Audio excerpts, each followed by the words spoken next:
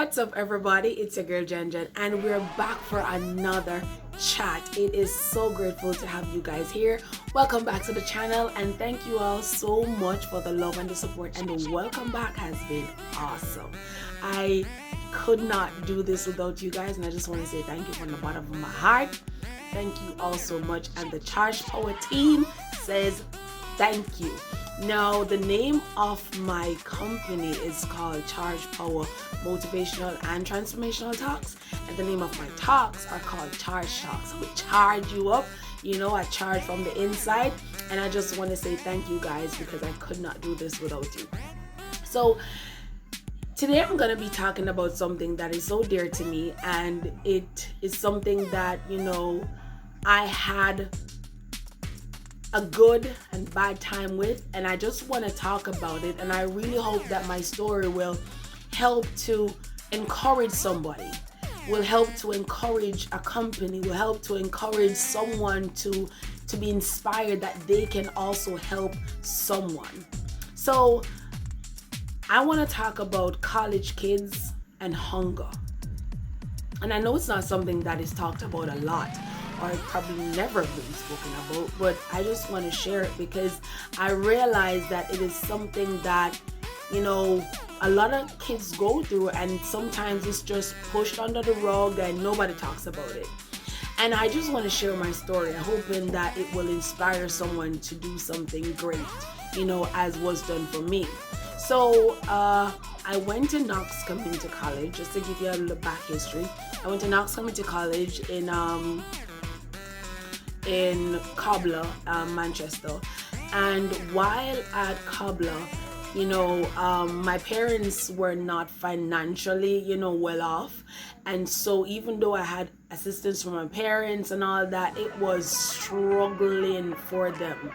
And I can remember, I was living in Richmond at the time, and I remember at the time it was about 8,000 thereabout for my rent per month, and my parents ensured that my rent was paid and all that. But as it relates to hunger, as it relates to bearing hunger, as it relates to black people not easy to be dead for hungry, let me tell you, it was difficult. Plain and simple, it was difficult, it was rough. There were many days that I went to bed hungry. There were many days that I didn't have food to eat. I remember, I won't call their names, but I remember having, 2 roommates. And there were days when we were hungry, seriously hungry. And I remember there was a lot of banana trees where we were living in Richmond.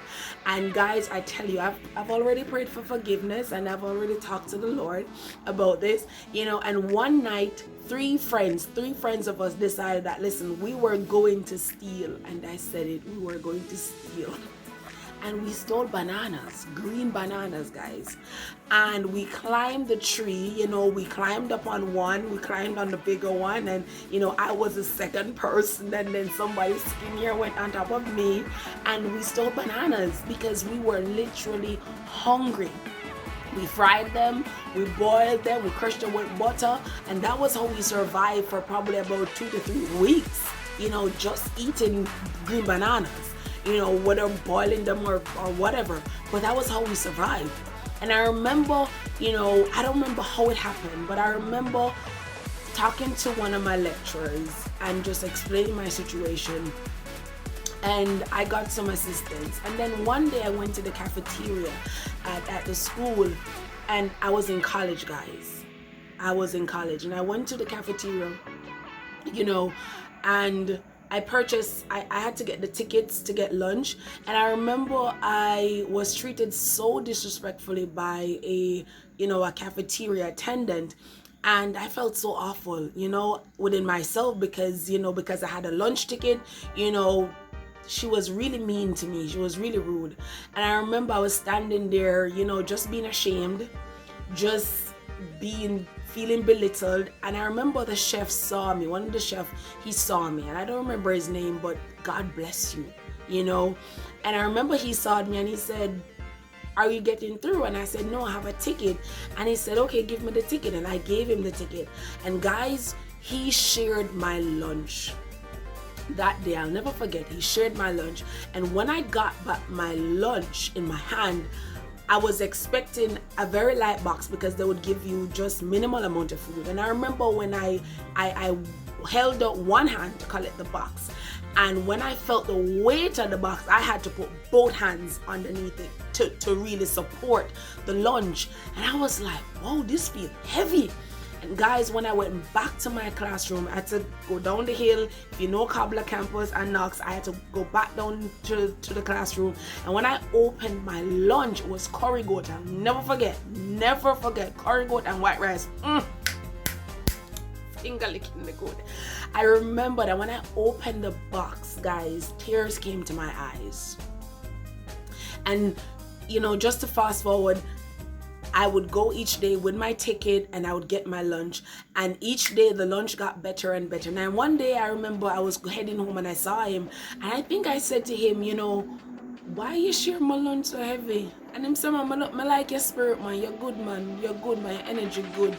You know, and that was it. And that happened for me for almost a year and a half because I spent 2 years in college.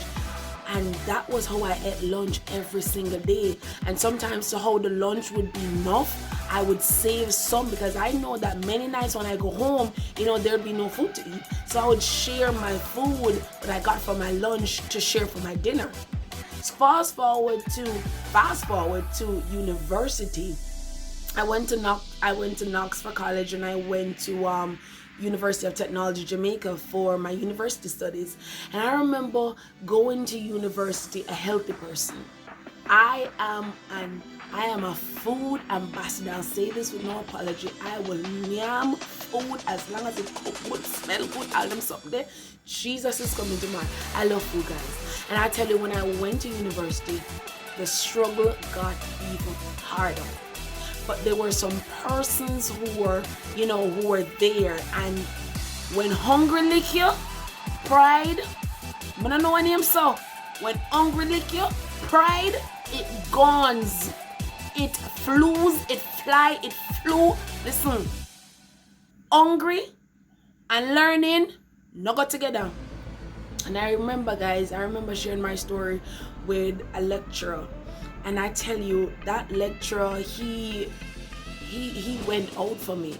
So, you know, just helping me to get lunch every day, you know, guys, let me tell you, there were days in university where I would be sitting under, I was on the built environment faculty, and I remember we have this big tree where we would say, everybody had gazebos, but we had a tree. So persons would say, yeah, mama, they are building tree. When you're at the building tree, you know what I'm talking about. Shout out to all my stallions, 4 stallions because of self. So, you know, just sitting under the tree many mornings, many evenings. I remember being under that tree and just seeing other students eating, whether they were having Burger King for breakfast or they were, you know, eating Island Grill or whatever they were eating. And guys, I would sit there and I would literally just be looking like this.